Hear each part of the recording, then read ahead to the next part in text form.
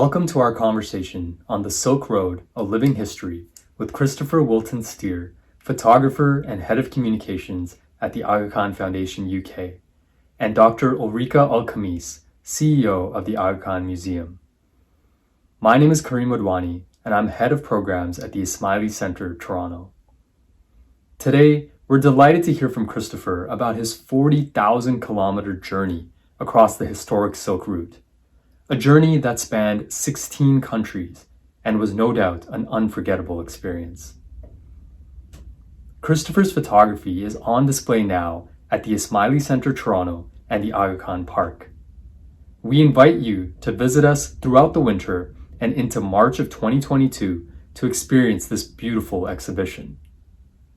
Our special thanks to Christopher and Dr. Ulrike for making the time to speak with us today. Thank you. Christopher, it's so wonderful to talk to you today.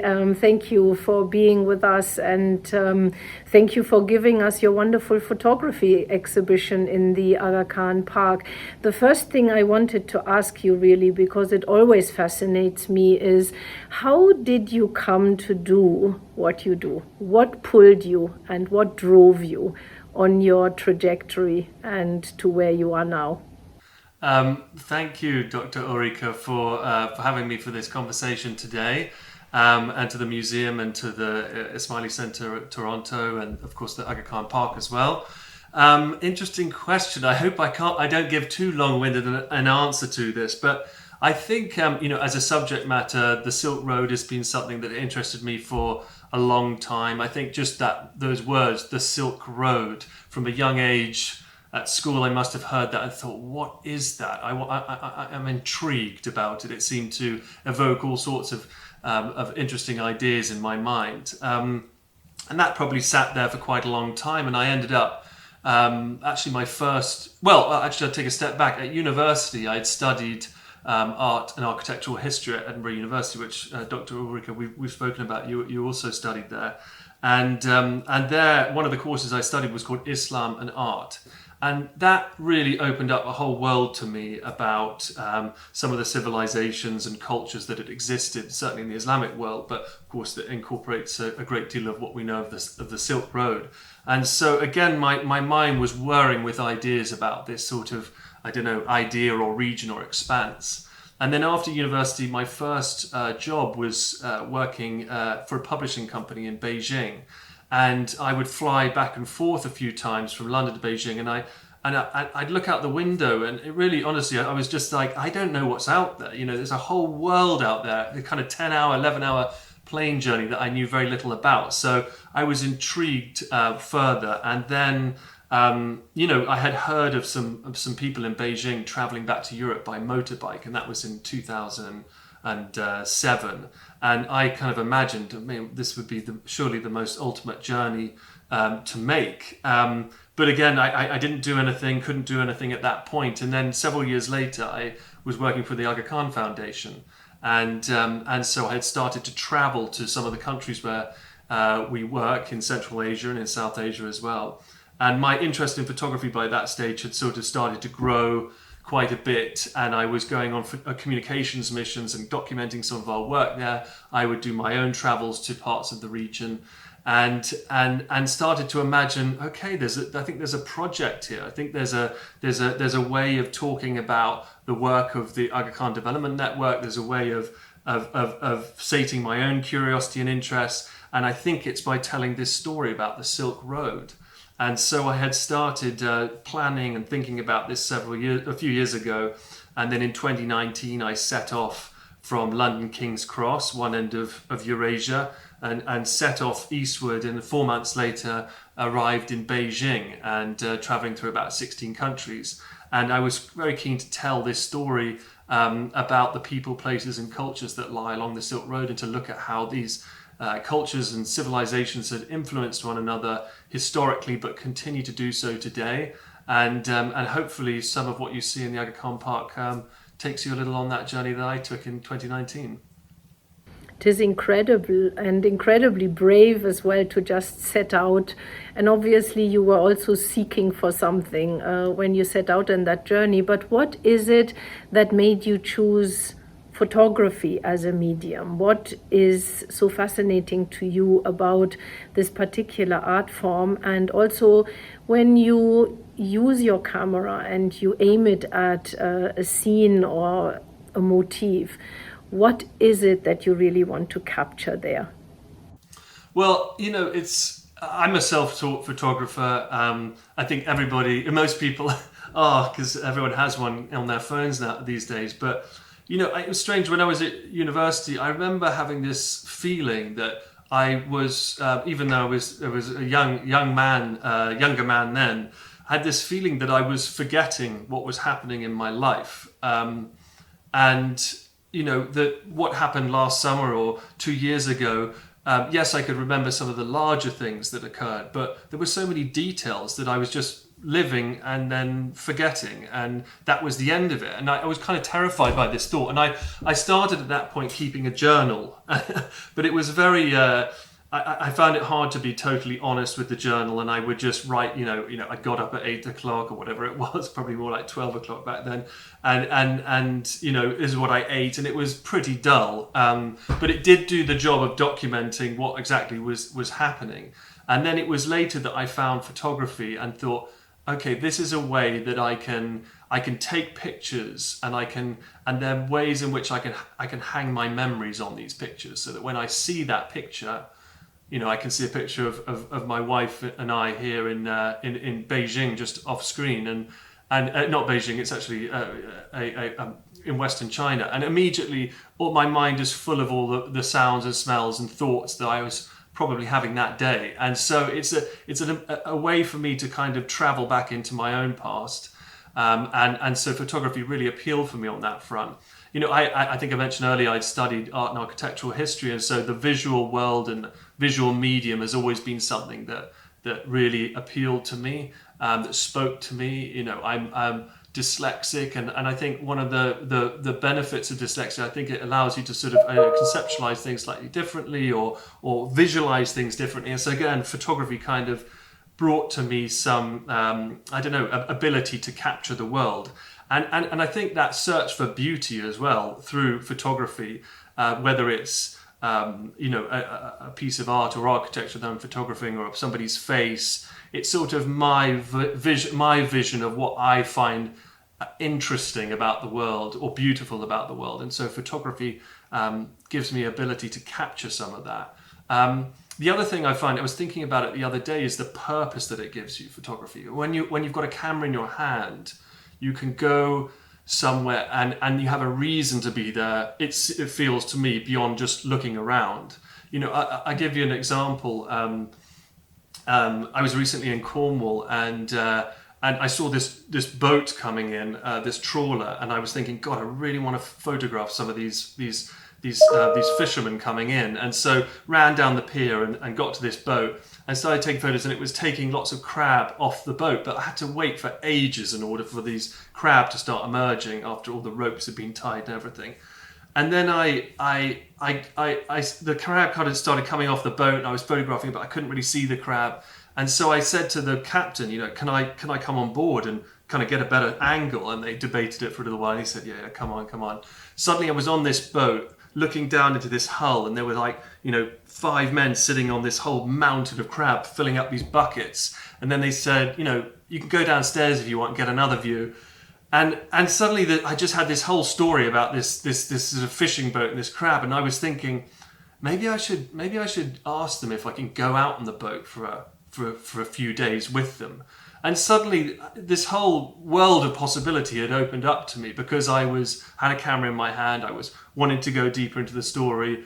And I just thought, this is what's so great about it, is it can take me places that otherwise I wouldn't go, and challenge me creatively, but also emotionally, to try and get a bit closer to people, especially people I don't know. And that journey for me is personally quite an interesting one. It is also really a medium that acts as visual poetry, doesn't it? And now just that you are talking, I'm thinking about how crucial it actually is to to accompany the photos that you present around the world with these stories of you, because otherwise, it's you who can read the photographs, but the others are just left at the door of the photograph, as it were. So tell us a little bit about how you bring these stories alive when you have your exhibitions and displays, and what are the reactions that you get from people when you talk about your journeys? Well, I mean, in terms of how to bring them alive each more, that's a really interesting question, because, as you say, I have this power of association all around an image that somebody else might not have, but they can, a bit like a book. When you're reading about a character, everybody has their own version of what that person's like. So bringing in certain details in that picture can help, I suppose, create a poetry, as you say, around that. I mean, a lot of what I do is not only photographing people, but of course trying to interview them as well, and to learn more about whatever it is that they may do. I have a special interest in artisans and craft. And largely because I find sometimes, well, the craft is often is something that's very historically rooted. It's often something that is threatened in the modern world. There's just less of it through globalization and mass production and all those kind of things as well. But craft also allows you to look into the past a little bit, to see how things were made back then, but also to see how things were designed and the story that those designs can tell you. And so by talking to people, spending time with them, capturing some of their stories, these are some of the ways that I try to bring the exhibition alive a little bit. I do some video as well, but it's mostly stills. And then creating not only the exhibition, but there's a website around it as well, where you can go deeper into these stories and learn more about some of the individuals involved. But one other thing that following on from when you go and you take these photographs in unexpected places and in places where obviously language is often a barrier, how do you manage to take photos of people and engage people and indeed also have conversations in those areas where you have been active? Well, yeah, it's, when I travel and when I'm not in my home country of the UK, well, that's not entirely true. When I travel, I feel so alive, no matter where I am. I feel so curious about everything, because everything, of course, is different, and that's what makes it interesting. And so, I don't know, it catalyzes part of me, a side of myself which is endlessly curious, has zero cynicism, and is very open. And I think that then manifests itself in a different type of behavior, a different type of person that I become. And so even without language, I don't take pictures of people with, unless it's sort of street photography where it's not really a portrait, but I don't take portraits of people without asking their permission first. So of course, a lot of the time that requires you to communicate with them.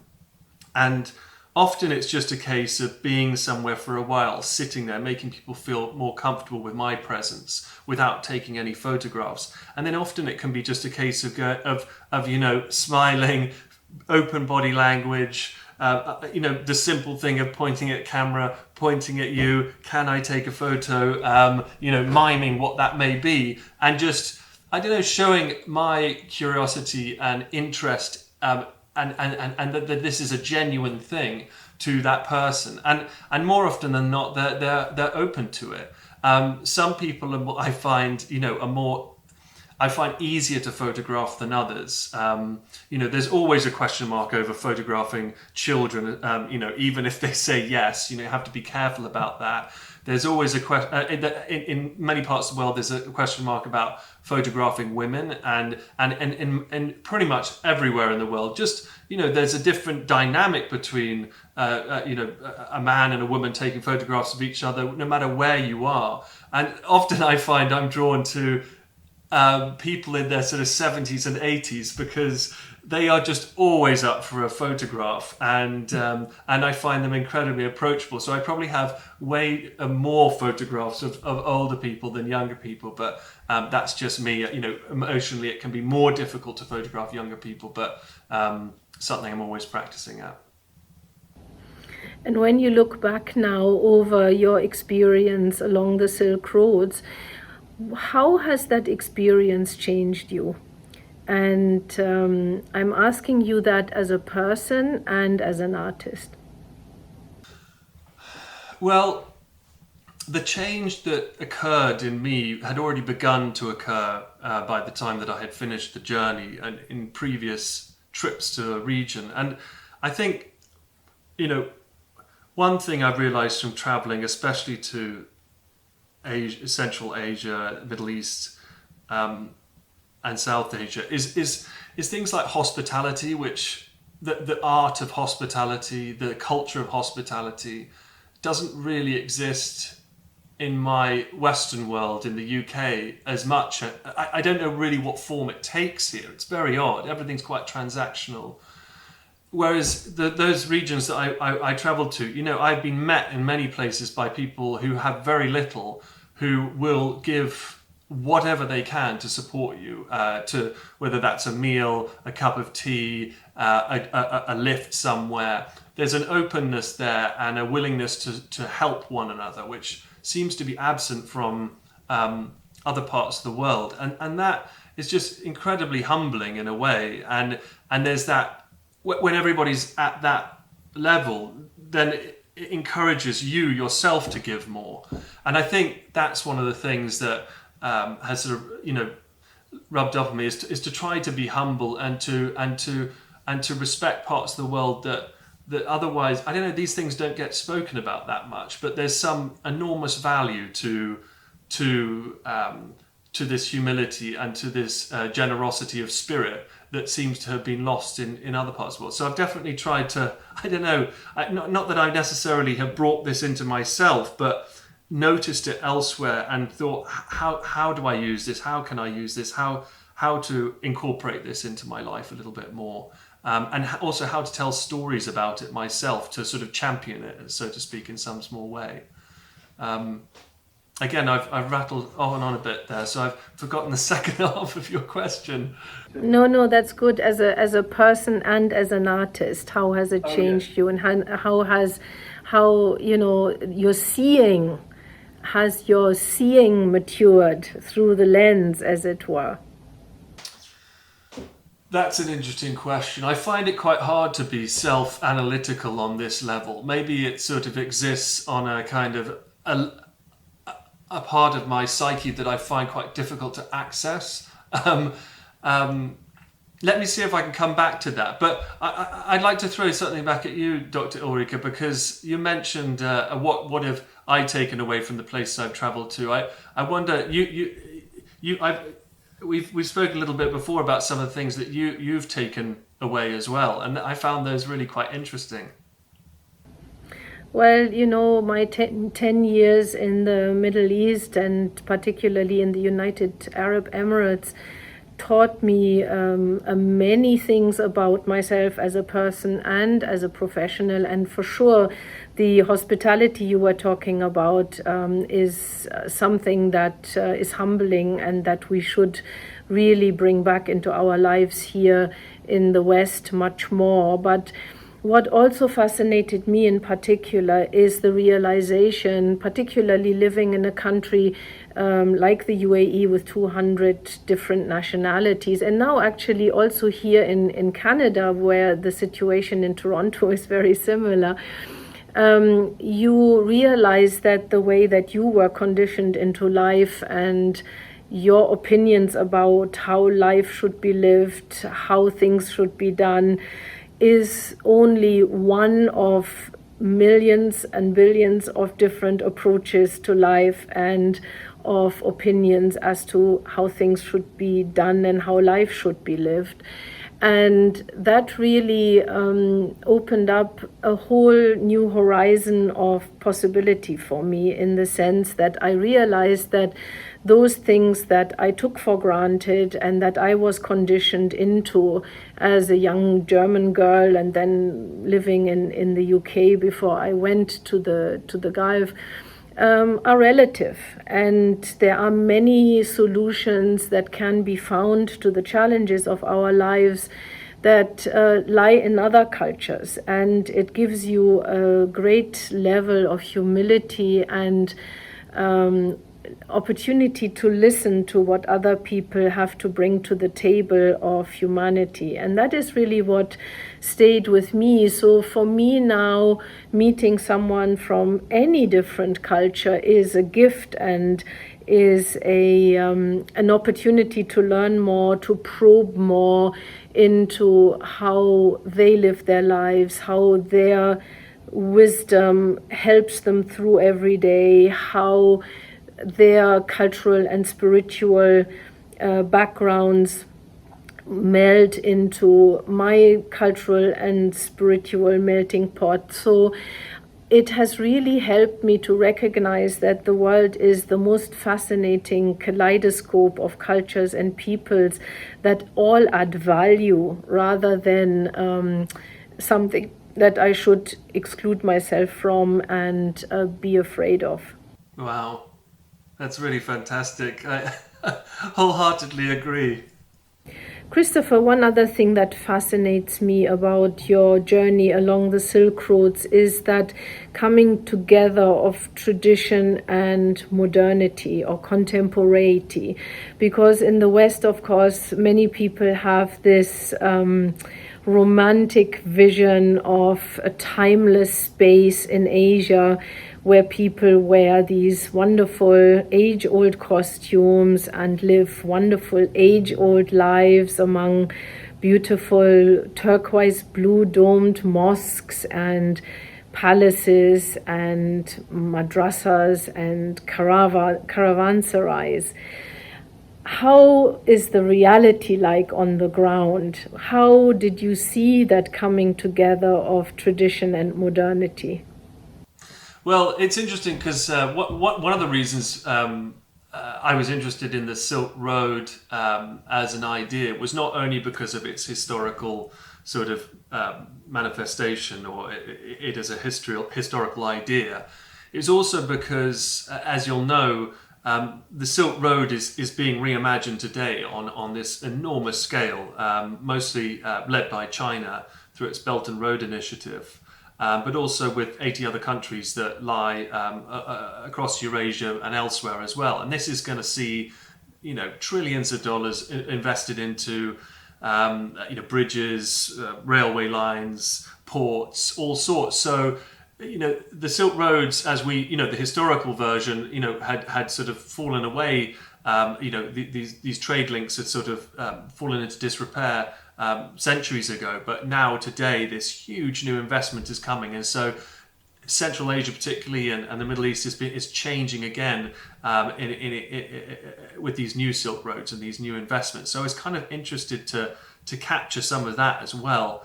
And if you China traveling across it, I mean, I had gone into Kashgar in Western China, and to get from there to Urumqi, which is the capital of Xinjiang province, you're on a really old school kind of Soviet train, which takes about 18 hours across the Taklamakan Desert or around it. But once you're getting further west, then you start hitting the high-speed rail network of China, which is enormous and pretty incredible, so that you're flying along at 200, 300 kilometers an hour, moving huge, vast expanses extremely quickly. So there is this, the old world is still present in places. You can go to those old bazaars, you can go to those old cattle markets, you can go to see, listen to music that's being played on the traditional instruments. But increasingly, there are these giant train stations, new airports. Istanbul is an interesting version of that as well, where the old and the new live very much side by side. It's this creaking old city, but it also has amazing new infrastructure as well. So, I mean, I think increasingly countries, especially in Central Asia, have begun to understand that, well, not begun to, but it's been going on for a while, but realizing the value in their heritage and how attractive this is to other parts of the world to kind of consume on a tourist point of view, and you can go and see these things, how reflective that they are of the original way of whether it's of dance or music. I'm not 100% sure, but I think it's probably a good effort to try to be that way. So from my point of view, there was still very much to see from the past. But more and more it's becoming commercialized. But I mean, through photography, that's one of the things I try to capture a little bit is to try and find those cultural manifestations or those cultural experiences that are dying out in a way and that may not last other generations, and to try and document some of those. So in some small way, they're captured and can be shared, and the sort of beauty of them experienced by other people. That's so interesting. And the cultural traditions, of course, also dovetail with spiritual traditions. And there are so many religions along the Silk Roads that still live side by side and share in many cultural traditions while having their very distinct spiritual traditions. Would you like to tell us a little bit about the religious communities that you encountered along the Silk Roads?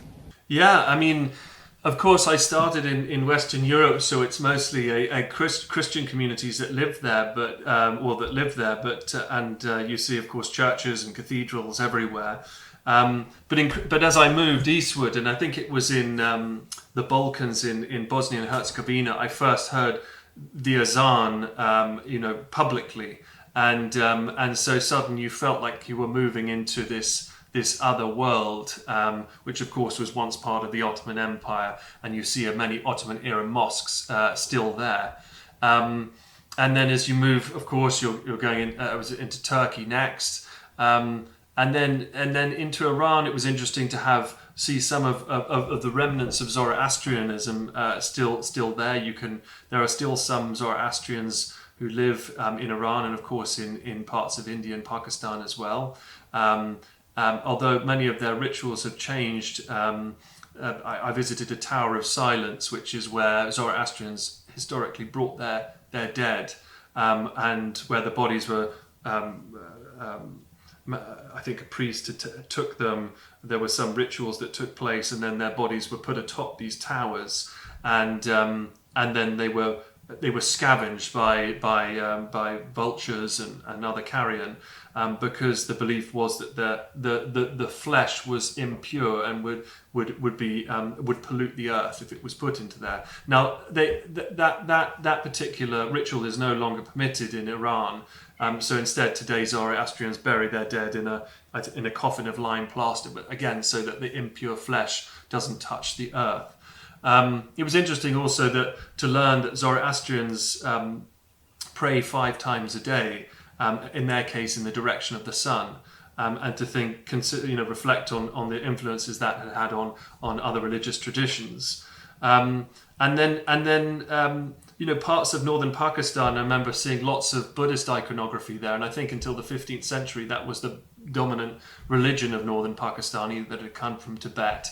And so you still see on some of the early mosques there swastikas and other Buddhist iconography as well there, which was interesting to see it incorporated into the early mosques, as well as seeing Buddhas carved into rocks and elsewhere. And of course, as you move further into the western part of China, it's interesting to see the Islamic history there and the heritage there and how it lives on today. And then further west, of course, further east, of course, rather, becoming more Buddhist again in Beijing and elsewhere. So many unexpected encounters, really, and many fusion moments as well, right? Absolutely, and those are always very interesting to witness.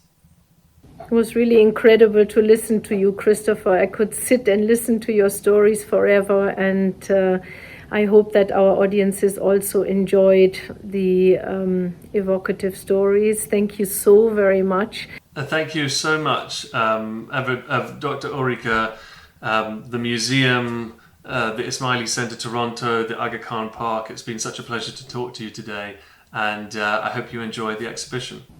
Thank you.